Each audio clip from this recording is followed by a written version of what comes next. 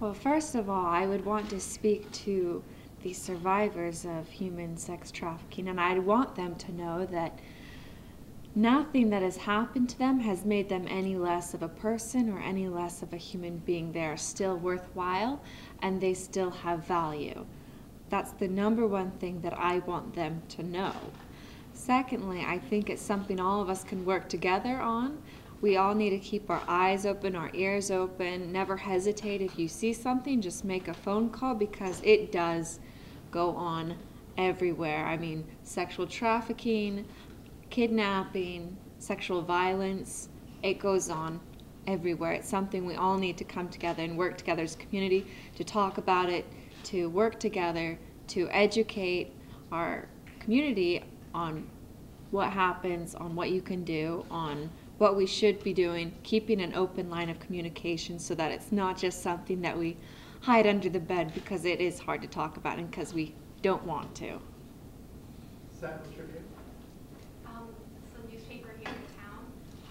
What was it like adjusting to life after you were rescued, and what was the hardest thing for you to have to reacclimate to something? Well, I was pretty excited. I mean, I felt like everything that had been stolen from me had been given back. I mean, I didn't want to miss out on anything in life because I felt like so much of life I had never be able to experience. So having that back, I was really excited. I think the hardest thing for me was I had no idea how widespread my story was, and I didn't realize just how many people prayed for me or knew me or had heard about me. So going out and having people coming up to me was, I mean, it was really surprising, and as a shy person, I was overwhelmed in the early days.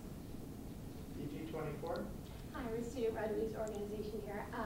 I was just wondering, with Toledo being so close to Bowling Green and so many universities being near Toledo, which has been ranked number 4 in human trafficking, how would you suggest, or how would you suggest students kind of combat the issue on a personal level, if not sort of getting wrapped up into the human trafficking situation, and also combating it in the area for preventing it for people as a whole? Oof, there is a lot of things I would like to say and go into great detail, and I'd want to have a huge discussion about it. But I think some of the most important things we can do is, first of all, don't take risks. I mean, if you don't feel comfortable walking across campus at night, find someone to walk with you. If you are alone, find a good friend group. For me, my family has supported me and been there for me through everything. And sometimes our family members aren't able to do that, or sometimes it's just not possible, but family doesn't just mean blood related. So find that group of friends that you can turn to, that you can talk to, that if you're feeling alone, you can reach out to, because that will help.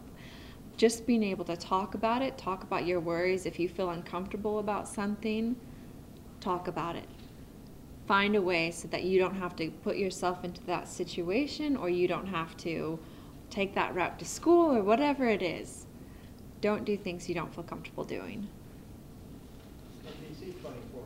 I live with a married woman, child 24 in Toledo. You've written your book now. Someone that reads your book, name something, maybe an overall theme that you really want someone that reads your book to take away from it, that they can, just talk about that.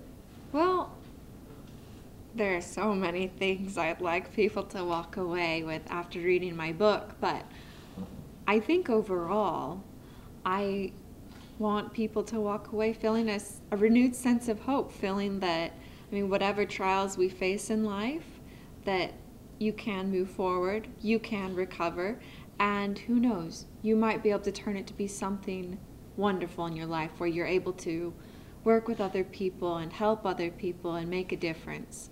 So, I mean, that's just one of the many things I hope people walk away with. BG News, Danae? Hi, I'm with the student newspaper on campus. I know I was talking to Dean Bouchon, and she said that you had asked specifically to speak with students. Can you tell me a little bit about why that was important to you? Reaching out to as many people as I can is important to me, and as far as students go, I mean, it's so important for all of us to be prepared for what we face in life. I mean, I'd like to speak to children as young as I can, because the earlier we can educate them and speak with them and help them realize that they're special, that nobody has the right to hurt them, that if something does happen, that they can tell and that it's not their fault, the better. What so many people don't realize is that over 80% of people who fight back get away from their abductors or get away from their abusers. So getting those facts out there, getting my message out there is so important to me. My faith is a huge part of my life. It's always been a part of my life. My parents raised me with a big emphasis on our faith. And when I was kidnapped, religion was used to try to manipulate me. It was twisted and turned. But fortunately, I had been raised the way that I was, and my parents had taught me to believe in a kind, loving, wonderful God, and not a harsh, vindictive, vengeful God. And so when my two captors would tell me, well, God's commanded us to do this to you, I could never believe it, because that wasn't the God that I knew. So if anything, it only made my faith stronger, and it continues to play a part in my life every day. WTVG, back to you. I don't think I had any more follow-up questions. Okay. Sentinel? When you were talking to the students earlier, you were talking about maybe ever after and happy endings. How's married life? It's great. It's good. I'm happy. DG24, did you have another question? Yeah. What do you think, through legislation or what have you, what sort of strides do you feel like still need to be made in order to combat the issues of childhood abduction or human sex trafficking? I know that there's so much we need to do, and every time I have a new idea, I look at the other side and then I think, oh, well, that's not right. That wouldn't work for every situation. So I haven't quite figured out the answer to everything yet.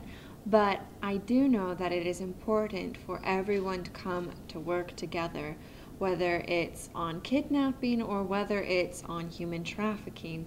The more agencies and the more people we can bring to work together to focus on the problem of rescuing those children or rescuing those women or men, the better. I mean, the more likely it is we are to find them. But if we're all worried about, well, this is my territory and that's your territory and I'm going to do this first and that doesn't help anybody. So just the more we can all come together and work together and share our information and share our resources, the better it will be in bringing children home. And DC24? I want to ask you what's in store for your future. Do you have any any big plans coming up? Well, tomorrow I'm going home, so that's a pretty big plan of mine. But outside of that, I plan to continue speaking. I plan to continue in my advocacy work. One day I want to become a mom. I want to have a family.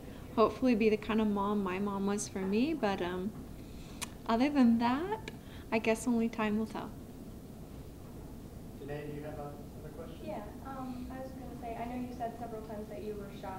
So how did you kind of get over that and be able to, speak publicly and raise awareness about what happened? Well, look, that's a good question. The first few times I went speaking, I had a folder, probably this thick. And then one day I forgot it. And I remember going in just thinking, oh my gosh, I've forgotten my notes. What am I going to do? And then I started thinking and thought, okay, nobody knows your story better than you do. And nobody knows worse.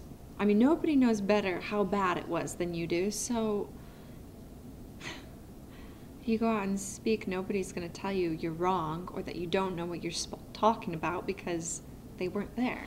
So it'll be okay. Just go and share your experience, and you know that by sharing your experience and overcoming it and just moving forward, that you'll be able to help other people. So it was that thought that I wouldn't be told I was wrong because nobody else was there except me. And the thought that it would be able to help other people helped me to speak out about it. I've played the harp since I was 5 years old. And, well, if you've ever heard the harp, you know it's like the most beautiful heavenly music.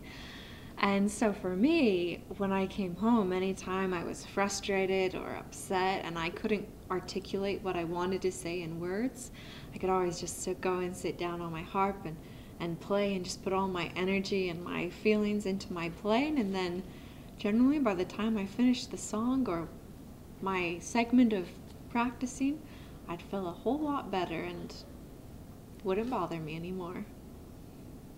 David, do you have a question? Yes, follow up, earlier you said that you captured distorted religion, and I wondered, do you see like religious abuse or abuse of religion as a serious problem? Is that something that you plan to speak out and maybe give some warning signs or help others to avoid being bullied or abused in the name of God? I think it's terrible to have something so sacred twisted to hurt other people. Religion, I believe, is meant to help us, is meant to give us hope, is meant to help heal us and help us in our day-to-day lives. So when I hear about people twisting it, I feel terrible and it makes me sick. And I never like to see it happen. However, I have not as yet started into that area of work. I feel like I have my work cut out for me right now, but who knows, in the future, anything's possible. Great, thank you all very much. That ends our time together. We need to get her to her next event. But thank you all so much for coming. Thank you. Thank you.